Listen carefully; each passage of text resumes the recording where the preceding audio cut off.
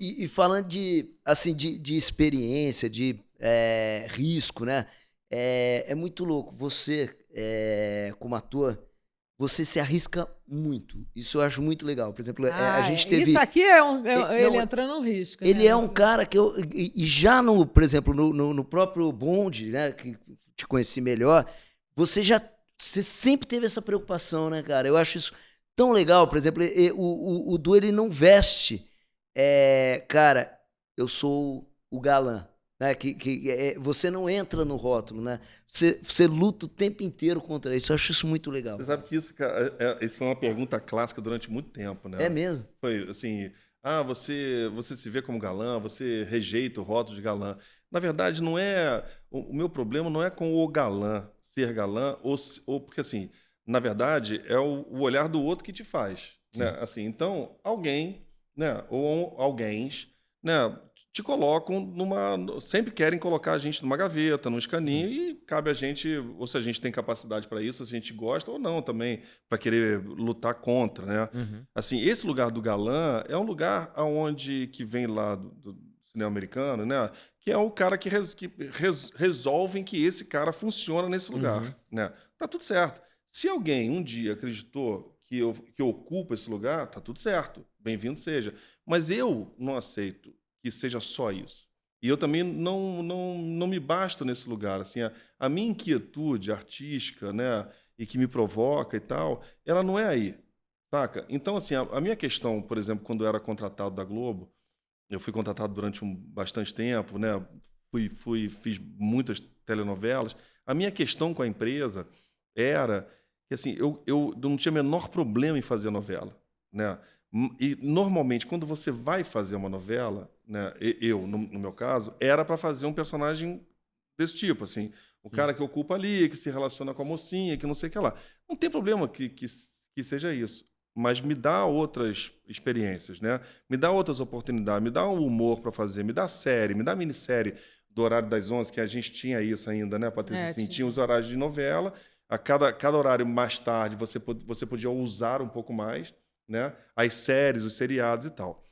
E aí, lá em 2006, 2007, eu acabei não renovando o meu contrato. Eu vinha de um puta de um sucesso que foi Alma Gêmea, que era uma novela das 6, das 18 horas, né, do Valcir Carrasco, que era uma repetição. Eu tinha feito Cravo e a Rosa em 2000 com o Valcir Carrasco, tinha feito Alma Gêmea de 2006. E minha renovação de contrato era logo em seguida. E a renovação naquela época, para quem era contratado, normalmente eram 3 anos, 4 anos, 5 anos de renovação. E eu não quis renovar, né? Por uma opção minha, assim, falei assim, cara, se eu não fizer esse movimento, porque assim, eu tenho porta aberta com a Globo até hoje, né? Eu sou chamado, sou convidado, e minha relação com a empresa é ótima, né? E era a minha preocupação desde lá, quando eu estava não renovando o contrato, eu queria deixar isso muito claro, né? Que eu necessitava ir para outros lugares, né? É, me perdi totalmente o que eu estava Não, falando. esse afastamento para Que a você sua opção, ter a sua opção de não outras. renovar o contrato. Sim, era isso, né? Para eu poder experimentar outros lugares, sacou?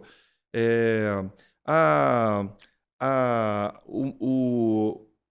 porque eu estava falando da Globo, né? Que a Globo foi sempre muito gente boa comigo. Por exemplo, quando eu produzi 4 espetáculos de teatro, já meus, né? Que eu trabalhei como ator, então eu produzi também. Sempre nesses espetáculos eu consegui ou estar em cartaz no Rio, ou conseguir fazer turnê com um espetáculo durante uma novela, por exemplo. Né? Normalmente com diretores que também fazem teatro, né? Wolf, Jorginho Fernandes, Jorge Fernandes. normalmente, mas outros diretores também, que possibilitavam isso. Mas a questão toda, cara, é aonde é que você se enxerga mesmo, né? Porque assim, zero crítica para quem de fato é galã e, e se enxerga como galã e gosta desse lugar e tá tudo certo. Claro. De fato, de verdade. A minha experiência, assim, eu olhava para alguns atores mais velhos que eu admirava demais, e que depois de alguns anos como contratados da Globo, eu olhava para aqueles atores e percebia uns atores já meio embotados, assim, sem viço, sem uma, sem um, Vontade, uma. vou usar uma expressão aqui, mas um pau duro, sabe assim? Sim. Sem um Tesão ali. olhar, sabe assim? Porque é a vida mesmo, a gente vai envelhecendo, isso é fato, né? E você atinge, né, alguns atores atingem os lugares, tanto de investigação, né, de cansaço de investigativo também, de pessoas que são chatas, né, porque a gente também encontra pessoa chata, ator chato, atriz chata, diretor chato, né, ou não reconhecimento, ou algumas críticas que não procedem, enfim. O fato era assim, eu não quero ficar daqui a 10 anos ter uma qualidade financeira, mas eu ali. Estacionado. É a música do cara lá, me tira do sofá no dia de domingo, não deixa eu ficar aqui, brother, eu não quero. Não quero ficar vendo programa de televisão sentado na poltrona, sacou? Eu acho que tem uma coisa com ator também, que é difícil falar isso, mas assim, é como se a gente não pode ser funcionário, sabe? Você vê isso no cinema americano, quando os estúdios eram donos dos atores, né? Que eles faziam 12 filmes por ano, eram 12 bobagens por ano, né? Quando eles começaram a se descolar dos estúdios e ter carreira solo, os filmes ficaram sendo um filme de Robert De Niro, um filme com não sei quem, virou o nome dos atores. Antes era o estúdio que era o dono dos atores. Né? As grandes divas então, de eu acho que ficaram... para o ator, realmente, você ser funcionário é legal, dá um descanso, não sei o quê, mas você ser funcionário é um lugar que não combina com a nossa profissão, que a nossa profissão é de risco. Muitas entendeu? vezes você tem que fazer algum personagem, algum produto que você realmente não acredita, que você realmente não está afim, mas aí você entende também o seu lugar como funcionário de uma empresa. E, assim, esses assuntos eles são todos muito delicados. Né? Claro. Então, assim, que fique claro que esse lugar, né, porque assim, tem muito ator que busca chegar e conseguir ter 3 anos de contrato na Globo ou em uma empresa, né? Não, que é um alívio por um tempo. Isso é legítimo, e a gente não está desdenhando desse lugar, muito pelo contrário. Da sua missão pessoal. Que eu só pude também abrir mão e escolher fazer uma carreira solo depois de ter feito bastante novela e ter me organizado financeiramente para trabalhar como autônomo, né, cara? Assim, a pandemia, por exemplo, e antes da pandemia eu passei uma fase muito difícil, como você e todo mundo. Como todo mundo, né? Sim. Agora mas tem só uma questão. Fala aí. Isso não é fundamental, é muito louco, né? Isso que você está falando, por exemplo, era um movimento seu como artista, né? Mas esse movimento seu como artista hoje, o que a gente está vivendo e o que a gente está vendo do que está acontecendo com os galãs, com os não sei o que, vamos dizer, nesse tipo, é um movimento profissional também, que é o que você está falando, Patrícia, que é você ser dono do seu movimento, né? Porque hoje é o que está acontecendo, as pessoas que estavam estacionados em grandes contratos, eles estão se vendo... provocados aí, né? Sim, vamos nessa, né? Sem boia, né? No oceano, falou, cara, eu perdi tudo, eu perdi o meu padrão, eu perdi, cara. Realmente é um lugar muito, muito difícil. Eu falo muito disso porque você também, Patrícia, por exemplo, acompanhando, né? Pô, escreve pra caramba, escrevia, fazia, não sei o quê, e vocês são 2 atores que se fizeram mesmo, assim, independente de ter, é lógico que veio a Globo e deu um puta... alavancou, né? O que você falou, velho. Pô, você tá ali porque você conhece. Mas se vocês não tivessem esse movimento interno, de repente estaria aí também, né? Eu também, assim, eu acho que tem atores que começaram na televisão e seguiram carreira na televisão e tem atores que começaram no teatro. Então isso também te dá uma base diferente. Porque quando você começa no teatro, você sabe que tem um lugar ali que na verdade, é onde eu pertenço. É a sensação que eu tenho que Essas eu pertenço. perguntas, essa possibilidade da gente fazer um programa como esse é muito boa porque a gente tem voz na ação, né? Então, assim, as nossas aspas estão aqui. Não tem como alguém falar das aspas. Igual o Chico Buarque falou, eu fui ver o show do Chico Buarque, no meio do show ele parou o show e tava aquela investigação toda, aquela coisa, falando que as músicas não eram dele. Ele falou assim, olha só, eu não vou ficar na rede social discutindo se a música é minha, se a música não é minha. Então, vocês que estão aqui, que são público, meu público aqui do show, eu queria falar para vocês assim, a música é minha, tá? Tá tudo certo, a música é minha.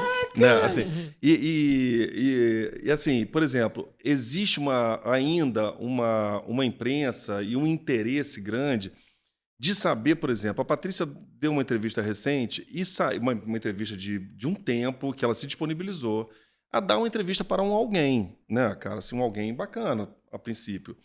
E quando sai a matéria, quando sai a nota, quando sai o que for, lá sai a chamada da coisa, assim, em aspas, a Patrícia dizendo que ela não quer fazer televisão tão cedo, ou não interessa. A televisão não é mais uma coisa nesse importante. momento não é importante para ela. Cara, não é mais importante, não tem mais essa importância. Tudo é importante, né? Assim, mas porque a repórter repórter pergunta: você está no teatro e você não você está esperando o convite de uma novela?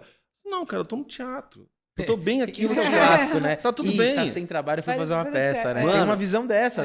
Como né? se fosse um contrário, né, cara? Assim, né? Exato. Não... Mas, ó, é muito interessante falar disso, dessa sua... Eu lembro dessa fase, e é importante salientar que hoje a gente tá vivendo um momento que as pessoas estão se desprendendo de contratos mais longos, ou até a própria emissora, só que hoje você tem um leque. Você tem vários streamings, né?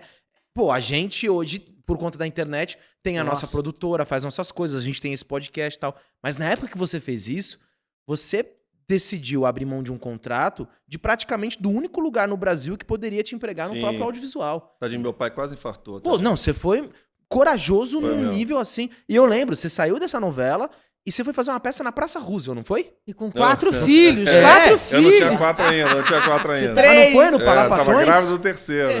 Você não foi no Palapatões fazer uma peça? A gente fez, Eu lembro. Era uma produção minha também. Que era mais uma coisa, tipo assim, não era comum você ver alguém que acabou de protagonizar uma novela na Praça Roosevelt. Mas isso foi muito louco, porque essa peça, eu estreiei essa peça aqui em São Paulo no teatro, que era Teatro Folha. Continua sendo Teatro Folha, não? Eu acho que é o Teatro UOL. Wall. É o UOL que agora. é no Higienópolis, né? Higienópolis, Que a gente tá lá próximo agora. E aí, a gente estreou, tipo, novembro. Então, era uma época de fim de ano, já tinha as moças tudo indo fazendo compra de fim de ano, né? Daquele público dali e tal, e via o anúncio da minha peça. Minha peça era muito deep, assim. Minha peça eram 3 luzes, sacou, cara? Era pancão a peça. E a galera, sei lá, olhava, me via ali, e assim, vamos entrar ali pra essa cola, vai ver a peça. O cara via o negócio assim, caraca, bro, os caras cheirando cocaína, um matando o outro fudido, depressão. Elas saíam da sinagoga e iam pra peça. Era uma peça alucinante, super bem escrita pela Daniela Pereira de Carvalho, dirigida brilhantemente pelo Gavronski. Era, o Joelson, parceiro, Lili, era uma turma muito legal. Mas não era para ali. E não era para aquele momento do ano, sacou? Todo mundo espírito natalino, consumidor cheio de panetone. Aí a gente viajou o Brasil todo, viajamos bastante. Aí a gente foi encerrar a carreira. Aí eu falei assim, cara, vamos encerrar no lugar certo, cara. Vamos fazer Parlapatões, sexta e sábado, meia-noite. É isso, brother, aí foi um luxo. Época que a Roosevelt, época que a Praça Roosevelt estava super efervescente, né? Exatamente.